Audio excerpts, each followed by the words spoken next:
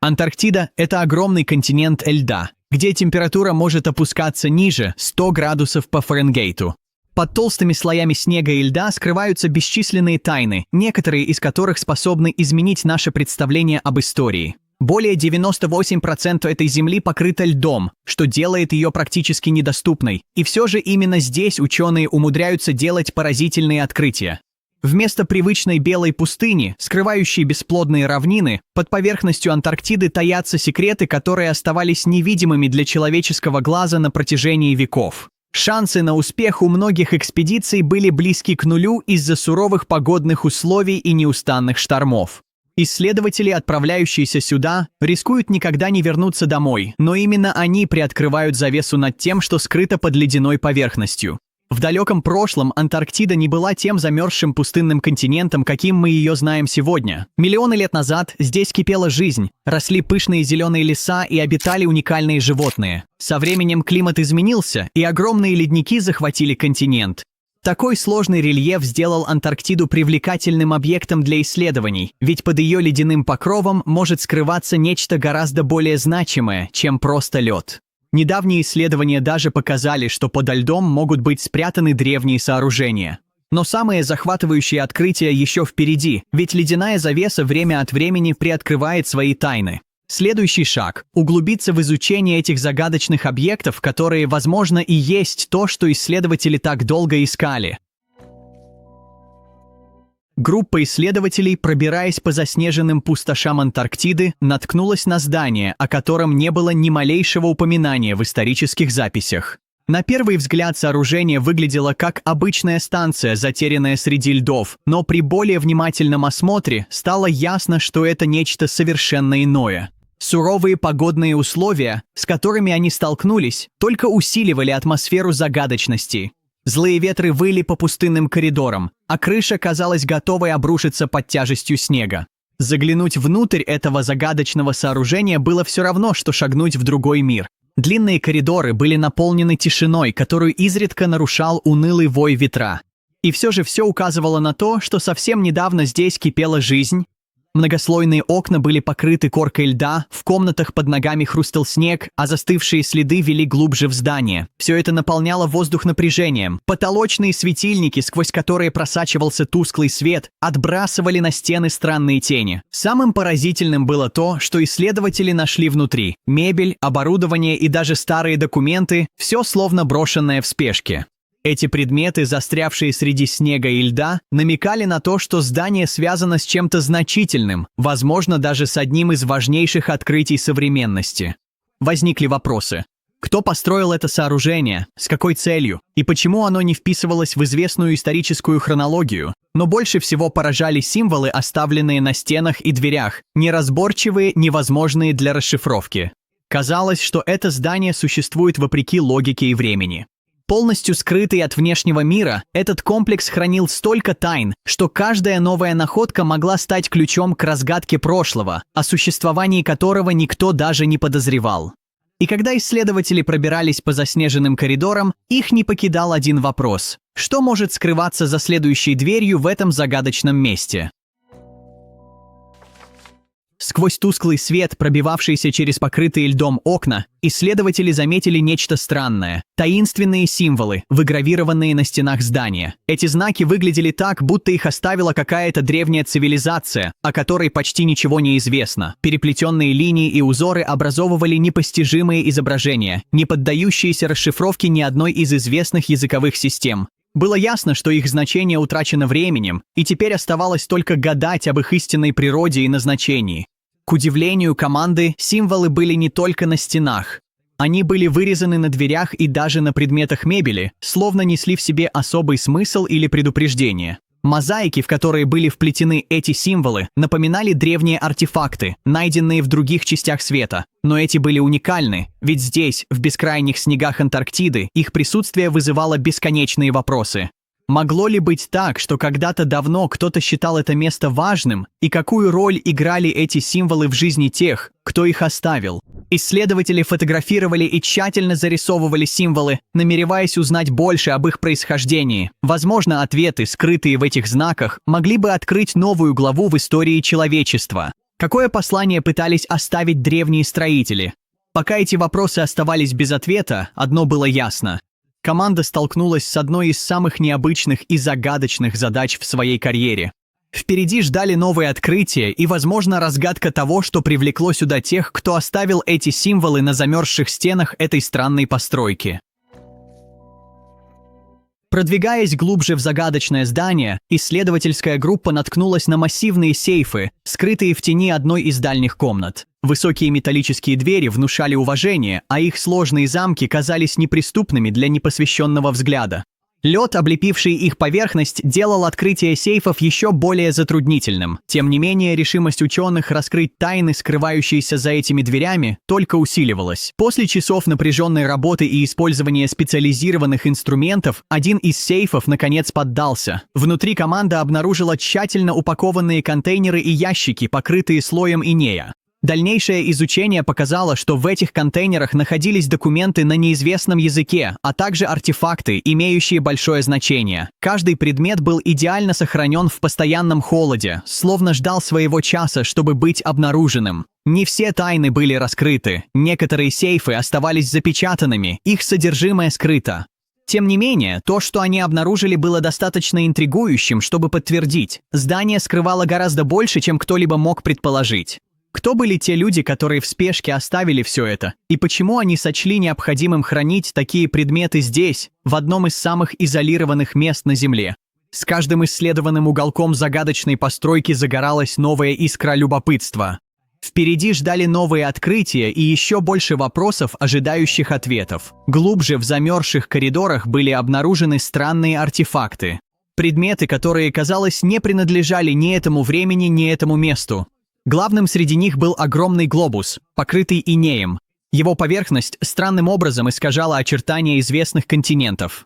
Рядом находились устройства, напоминающие современные навигационные приборы, но с явными отличиями. Они были наполнены загадочными циферблатами и стрелками, застывшими в покое. Разбросанные по комнате предметы вызывали вопросы. Среди них были массивные металлические инструменты, не предназначенные для обычного использования. Их форма и конструкция были незнакомы даже опытным инженерам. Там же находились странные цилиндры из неизвестного материала, которые, вероятно, содержали что-то важное.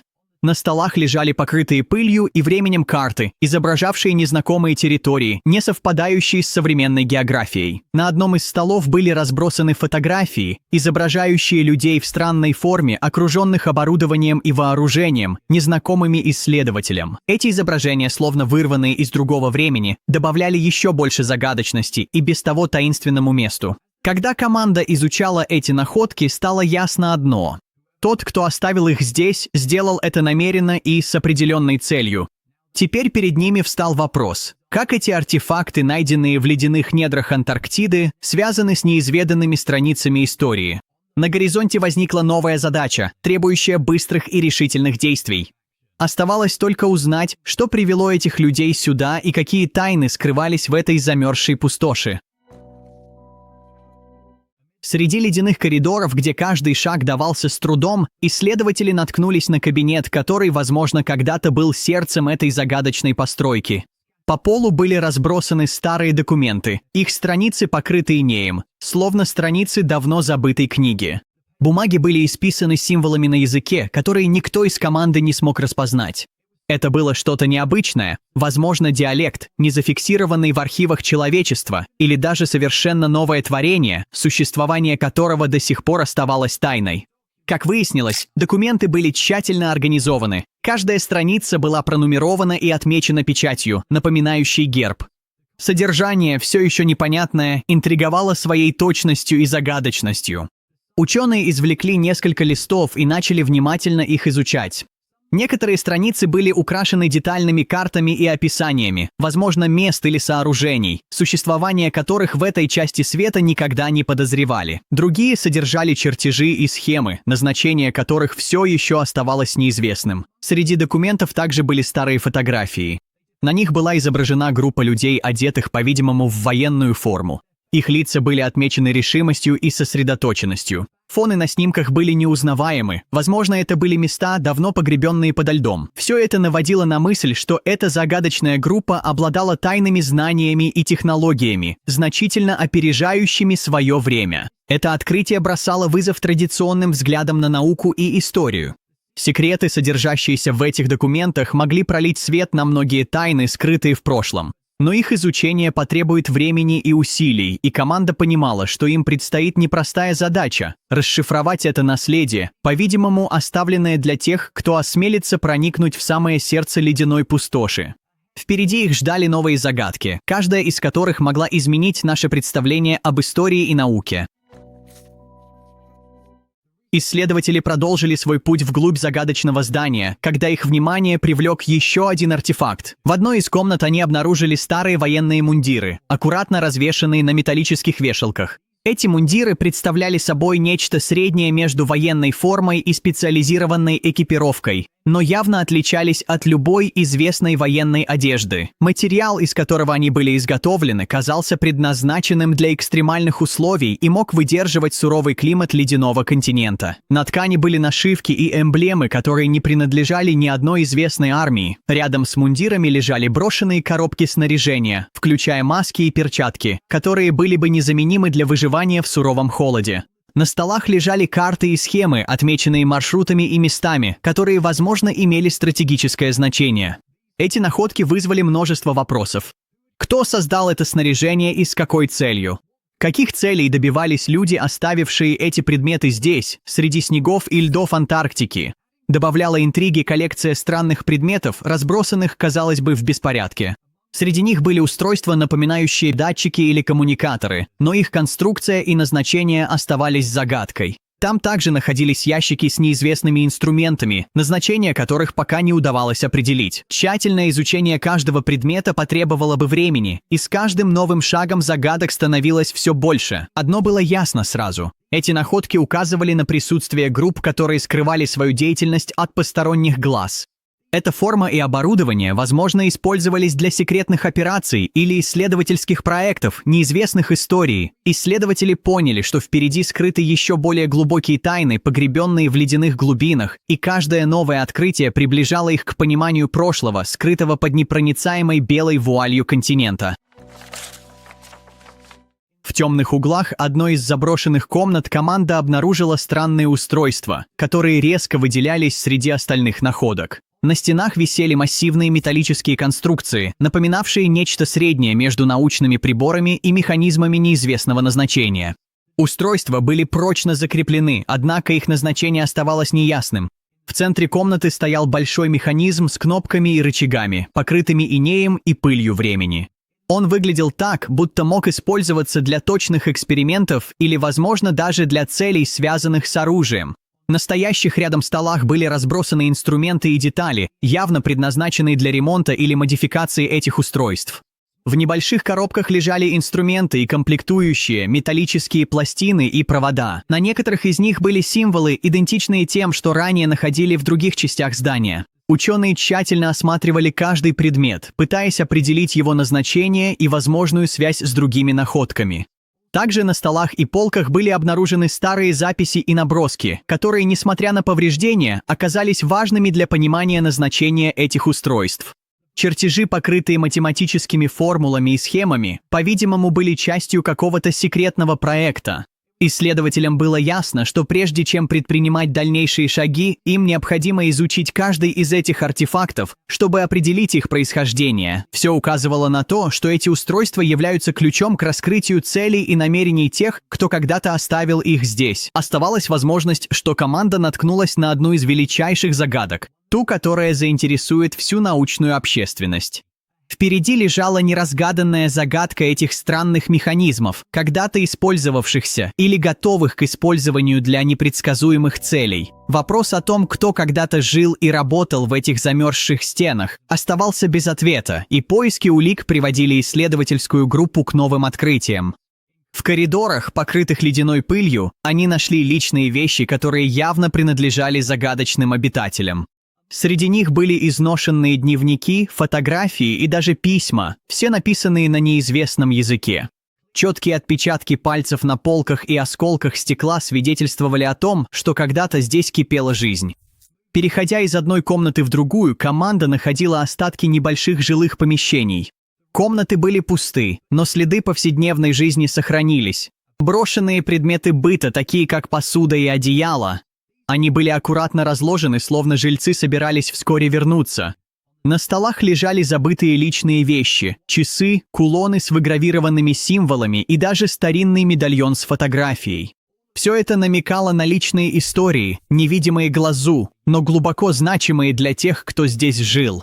В одной из комнат они нашли книгу с темным гербом, сверкающим на обложке.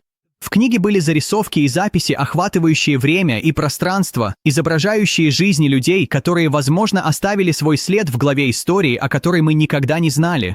Каждая страница хранила в себе загадку прошлых событий и личных историй, застывших во времени. Несмотря на все находки, главный вопрос так и остался без ответа. Что же случилось с этими людьми и почему они исчезли, оставив все, что было им дорого? Многое оставалось неизвестным, но команда раскрыла целый пласт историй, к которому раньше у них не было доступа. Эти тайны прошлого могут стать ключом к новым открытиям в будущем. Теперь, когда каждый уголок здания был исследован, только время покажет, какие еще секреты скрыты в глубинах этого ледяного континента.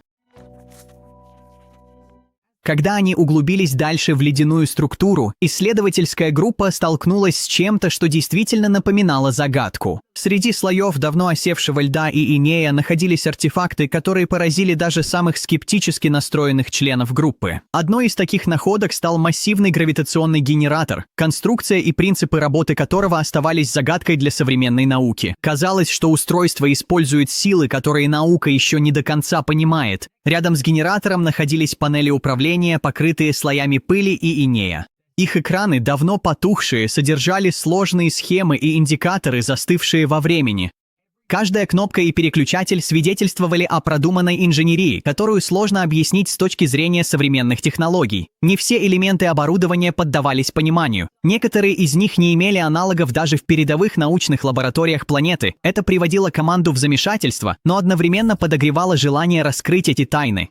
Среди других находок выделялась массивная рама, которая, казалось, могла трансформироваться во что-то гораздо более значимое. Странная конструкция была оснащена сложной системой рычагов и шестерен, застывших в вечном льду. Возможно, это было основание устройства, предназначенного для взаимодействия с неизвестными элементами или даже для создания новых форм энергии. Некоторые части этой загадочной машины были помечены символами, ранее обнаруженными на стенах и в документах.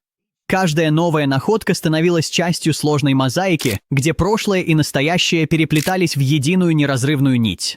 Эти технологии, скрытые в самом холодном месте на Земле, казались способными изменить не только научное понимание, но и саму историю человечества.